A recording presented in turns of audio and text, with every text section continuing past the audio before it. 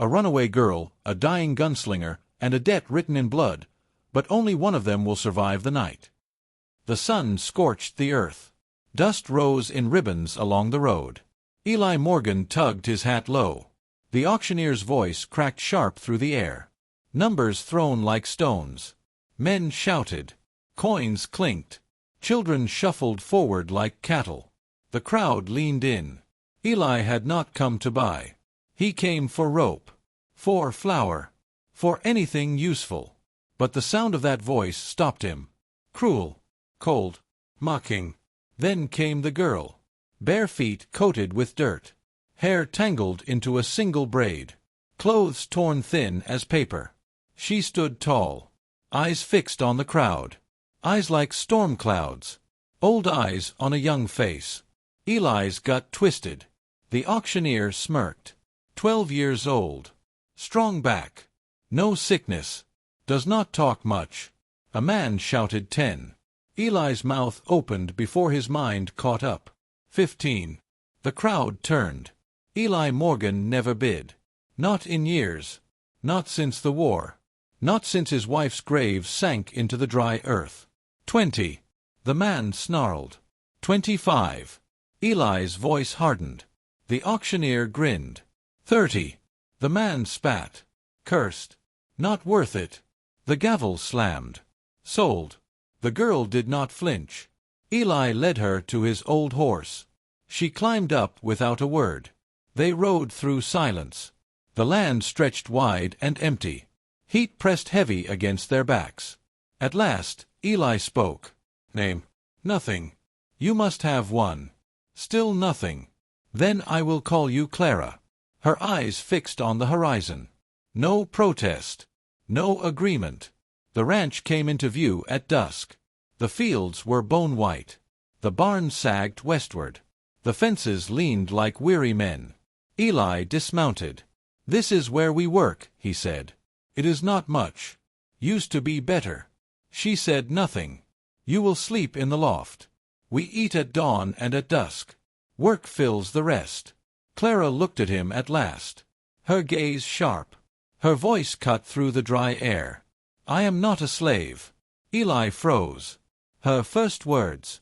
Her voice carried defiance. You are not, he said quietly. But you will work. Same as me. She stared a moment longer. Then climbed the ladder. The loft swallowed her in shadows. Morning came hot and merciless. Clara was already at the well. Her thin arms strained at the handle. The pump groaned. No water. Dried out, Eli muttered. We haul from the creek. 2 miles. She rolled her sleeves. Grabbed the bucket. Side by side they walked. The road wound through oaks and broken cabins. Clara did not complain. She did not slow. By sundown, she had carried water. She had gathered eggs. She had mended fence with twine and a stone. Eli asked, You ever done this before? No. Then how? I watched. Her eyes flashed. Smarter than they said. The silence deepened.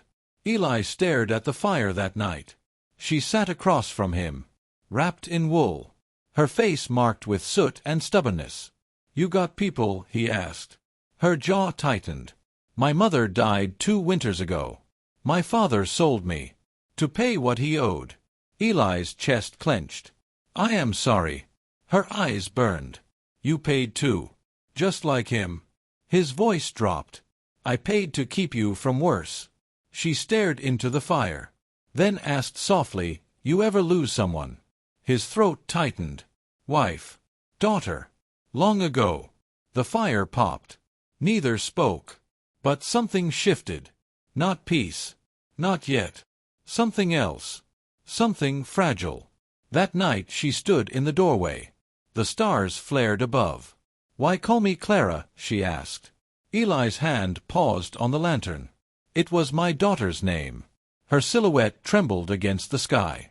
Then she whispered, All right. Clara will do. At dawn she was already working. Her bare feet pressed against the earth. She scattered feed for the chickens. She scrubbed the rust from the pump handle. At last, 2 buckets of water spilled clear into her hands. Eli watched from the porch. She did not wait for orders. She studied him. She copied his movements. She filled the gaps before he spoke. She hummed while she worked. A low tune. Strange. Sad. It clung to the air like a ghost. That night, they ate boiled potatoes. Bread hard as stone. Eli asked, "You learned this from your father?" Clara shook her head. "From whoever fed me when I worked." "You read." "A little. More than a little." Eli chewed slow. The corner of his mouth twitched. Almost a smile. Almost. The wind rose the next day. Dry. Sharp. The sky looked wrong. Orange clouds gathered. Not rain. Smoke. Fire. Eli's chest tightened. Grabbed the shovel. Clara followed. Ash rained from the sky. The canyon glowed red. Trees cracked like gunfire. Birds screamed overhead. Together they hauled water. They soaked the barn roof. They shoveled dirt. Eli unbarred the gates. The horses shrieked. They refused to move. Clara stepped forward. Her hands steady on the halter. Her lips whispered words Eli could not hear. The horse trembled. Then bolted free. One by one she drove them out. Chickens. Goats. The mule. The fire raged. But the barn still stood. By dusk the air was black. They sat on overturned buckets. Faces streaked with soot. Eli gasped, "You all right?" Clara's eyes were wide. "I thought I would die." His voice rasped, "We all do. That is how you know you are alive." Morning brought silence. Clara knelt in the barn. A burned bird in her hands. Its wing twisted. Still breathing. Eli grumbled, "You waste time." Her eyes did not lift. "If it were me, I would want someone to try." Eli stared. Then fetched a shoebox. He lined it with cloth. "For the bird." She looked up, startled. Her voice softened. "Thank you." Eli turned away. But inside, something cracked. That night Clara brought a book. Leather. Faded. Edges torn. "Can you read?" she asked. Eli froze. "Not much anymore." She opened it. Her mother's journal. Words of drought. Of hope. Of survival. She read until the lamp sputtered. Eli sat in silence. His hand reached for a bundle of letters. Tied in twine. Never opened. From his daughter. He set them beside Clara's book. The next morning she found them. "Yours." Eli nodded. "From my daughter." Clara's brow furrowed. "You will read them." His hand shook as he untied the twine. The words pierced him. "Dear Pa, Mama said I should not write. But I had to. You do not have to carry it alone. Love. Clara." The name. The same name. Eli's breath faltered. He stared at the girl across the table. Her braid. Her eyes. His voice broke. "You look like her." Clara stiffened. "Like who?" "My daughter. The one I lost." Her chest rose quick. "She died." Eli shook his head. "She left." "Why?" "Because I drove her away." His voice cracked like dry wood. "I thought if I cut out the pain, I would heal. But I only bled slower." Clara sat beside him. Her hand brushed the letter. "Write back," she whispered. Eli laughed bitter. "It is too late." Her eyes met his. "If someone wrote to me, I would want to know I was remembered." Eli stared at her. His throat raw. Maybe it was not too late. Maybe. He picked up the pen. The pen hovered over the paper. Eli's hand trembled. The ink blot spread like a wound. Clara watched in silence. At last, the words scratched out slow. "Clara, my daughter. I was wrong. I should have listened. I should have held you. I should have never let go." His chest ached. His breath came short. The lantern hissed. Clara leaned forward. Her eyes shone. "Keep writing," she whispered. So he did. Through the night. Until the page filled with broken apologies and words he never spoke. When his hand stilled, she reached out. Folded the letter. Tied it with twine. "We will send it," she said. Eli's voice rasped. She would not want to hear from me. Clara's gaze burned. You don't know that. The silence grew heavy. The wind rattled the shutters. And then, hoofbeats. Hard. Fast. From the road. Eli rose. His revolver heavy on his hip. Clara stiffened. A lantern swung outside. A voice shouted, "Morgan!" Eli froze. He knew that voice. Sheriff Dunn. He stepped onto the porch. The sheriff sat tall in the saddle. 2 deputies behind him. Their rifles glinted in the moonlight. "Evening, Sheriff," Eli said. Dunn's face was tight. "We had reports. Of a girl. Bought at the block. Brought here." His gaze shifted to the barn. To the loft. Eli's jaw clenched. "She's here, yes." Dunn spat. "You know the law. Paperwork wasn't signed. She's still property of the county until debts are cleared." Eli's hand tightened on the rail. "Property." The word burned. "She is not property," he said low. Dunn's eyes narrowed. "You forgetting yourself, Morgan? We could fine you. We could worse." The deputies shifted in their saddles. Clara stood in the doorway. Her braid loose. Her eyes blazing. She stepped down the porch steps. "I am not property," she said. Her voice cut through the night. Dunn laughed. Sharp. Cold. Listen to her. "Wild little thing. Never last out here." The men chuckled. Eli's blood surged hot. "Enough." His voice cracked like a whip. The men stilled. Eli stepped forward. His shadow fell long across the yard. "This is my ranch. My land. She stays." Dunn's hand dropped to his belt. "You want to test me, old man?" The deputies cocked their rifles. Clara did not move. Her hand brushed Eli's sleeve. Her whisper barely reached him. "Don't fight for me." But Eli's eyes were already steel. "You want her, Sheriff. You'll go through me." The silence pulsed. The night itself held its breath. Dunn's smirk faltered. His eyes searched Eli's face. The weight there. The years. The loss. He lifted his reins. Spat into the dust. "Not worth the trouble," he muttered. "Let the fool starve with her." The horses turned. The lantern light faded. Clara exhaled sharp. Her body shook. Eli's hand gripped her shoulder. "You're safe," he said. But his voice trembled. He knew safety was only borrowed time. The days stretched thin. They worked the land. They hauled water. They mended fence. Clara read aloud each night. Her voice steady. Her words filling the hollow house. Eli grew softer. He began to speak of the war. Of the wife he buried. Of the daughter he lost. And Clara listened. Always listening. Until one night. She spoke of her father. Not the debts. Not the sale. But the nights he came home drunk. The nights his fists broke walls. And sometimes, skin. Her voice cracked. Eli's chest tightened. He reached for her hand. She flinched. Then held still. The fire burned low. Her whisper barely rose.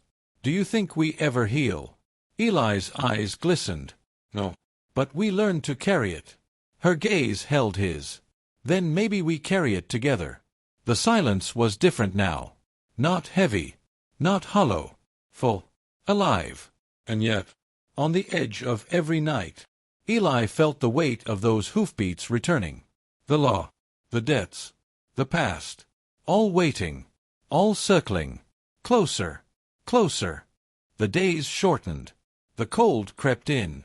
Frost silvered the fence posts. The creek froze at its edges. Clara's cheeks burned red each morning as she hauled water. Eli's cough deepened. He hid it with a handkerchief, but she saw. Each time he bent double, she looked away, as if by not watching she could keep him standing. One evening, as the fire popped low, Eli pulled out the letter he had written. The one for his daughter. The one tied in twine. He turned it in his hands. Clara whispered, "Will you send it?" His throat worked. He shook his head. "The mail wagon don't come no more." She frowned. "Then we'll ride to town." He froze. Town. Her word fell like a stone. It had been years. Too many. He had burned bridges there. Men did not forget. Nor forgive. Yet Clara's eyes. They were steady. Hopeful. He could not crush that. "We'll see," he said, and tucked the letter back. The next day, a stranger came. Not Sheriff Dunn. Not his deputies. A rider in black. Long coat. Wide hat. He carried no badge, but something worse. A ledger. He rode slow past the fence line. Studied the barn. The porch. The girl. Then tipped his hat without a smile and left. Eli's gut tightened. Debt collector. The kind who never left empty-handed. That night he barely slept. Clara stirred in the loft. Dreams broke her breath. She cried out once. He almost climbed the ladder. Almost. But he stayed. His body rigid in the chair. Watching the door. Listening for hoofbeats. The knock came 3 days later. Hard. Final. Clara froze at the table. Eli opened the door. Sheriff Dunn stood there. Not with deputies, but with the man in black. And behind them, a boy. Barely grown. His jaw sharp. His eyes colder than the night. He looked like her. Clara gasped. Her hand shot to her mouth. Her knees trembled. Eli glanced between them. Confusion clawed his chest. Dunn sneered. "Seems the county made a mistake, Morgan. The girl ain't just runaway stock. She's tied to a family debt. This man." He nodded at the one in black. "He owns it. And her." The boy stepped forward. His eyes never leaving Clara. "Sister." Her breath hitched. Her body shook. "No, not you." He smiled thin. "Father sent me. His debts fell on us both. But I paid. I signed. Now you come back." Eli's jaw locked. His hand brushed the revolver. Dunn barked a laugh. "Don't. Morgan. This is the law. You stand in the way, you hang." Clara turned to Eli. Her eyes begged. Not with words. With everything she could not speak. Eli's heart thundered. The boy held out his hand. "Come, Clara. It's time." Her feet rooted to the floor. Her whisper cracked. "I'd rather die here." The boy's face twisted. His hand snapped to his belt. Steel glinted. The room held its breath. Eli moved first. Faster than his cough, faster than his years. The revolver cleared leather. Thunder cracked in the small room. Smoke curled. The boy staggered back, blood blooming on his chest. Clara screamed. Dunn cursed, fumbling for his own gun. Eli swung the barrel. Another shot. The sheriff slammed against the doorframe. Eyes wide. Mouth full of blood. The man in black did not flinch. He only closed his ledger. And smiled. Cold. Thin. "This is only the beginning, Morgan." Then he turned. Mounted. Rode into the night. Leaving silence. And blood. And Clara on her knees beside her brother's body. Her hands shaking. Her tears carving lines in the soot. Eli's revolver dropped from his grip. His breath ragged. His heart breaking. Because he had saved her. And lost her all the same. The body lay heavy on the wooden floor. The boy's blood seeped into the cracks, dark and slow. The smell of powder and iron clung to the air. Clara's sobs tore the silence apart. Eli stood frozen. His revolver hung limp in his hand, smoke still twisting from the barrel. He had seen men fall before. On battlefields. On dirt roads. In alleys where debts were paid in blood. But never like this. Not at his feet. Not with Clara's eyes wide and broken. Her brother's blood staining her dress. Her voice cracked. "What have you done?" Eli's throat closed. Words would not come. Her hands pressed at the wound, desperate. But the boy's breath rattled shallow. And then stopped. The silence that followed was worse than the gunfire. Eli staggered back, hand to his chest. The sheriff's body still slumped in the doorway. The night wind blew cold through the open frame. Clara lifted her face. Her eyes were not wet now. They were fire. You killed him. Eli's lips parted. He wanted to say, I saved you. He wanted to say, I had no choice. But the words sounded hollow even in his own mind. Clara rose. Slow. Deliberate. Her braid slipped loose across her shoulder. Her dress smeared with red. She stood over the corpse of her brother. Her voice was low. He was all I had left. Eli flinched.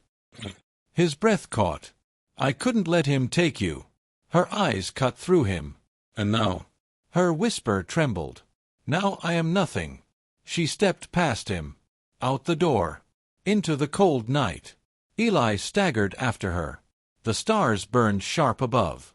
The land stretched endless. Clara walked into it as if she belonged more to the dark than to the house behind her. Eli's voice cracked. Clara.